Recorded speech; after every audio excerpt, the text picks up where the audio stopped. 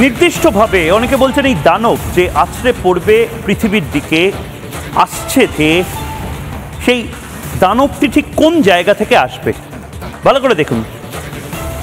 একেবারে পৃথিবীর মধ্যে এই গ্রহাণু ঢোকার পরে বোগেটা বা টেক্সাস, সেই দক্ষিণ আমেরিকার পাশ দিয়ে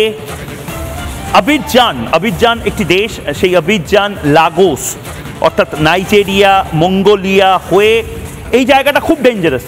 মানে আমরা যদি খুব স্বার্থপরও হই, আমাদের 3টে শহর এই মুহূর্তে খুব টেনশনের মধ্যে থাকবে 2035 বা 32 অব্দি, মুম্বাই, ঢাকা এবং কলকাতা।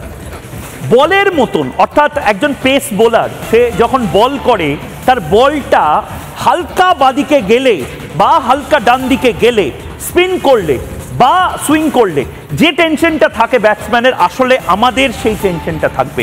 যে কোনো দিকে বলটা সুইং করলে ঠিক সেভাবে গ্রহাণু যদি বাঁদিকে সুইং করে নাইজেরিয়ার বিপদ, ডান দিকে সুইং করলে আবিজানের বিপদ। আবার সেভাবেই মঙ্গোলিয়া বা খার্তুম, এই মঙ্গোলিয়া হয়ে চায়নার এই অংশগুলো দিয়ে কোথায় হিট করবে, অর্থাৎ উইকেট কোনটা, সেইটা সবচেয়ে গুরুত্বপূর্ণ।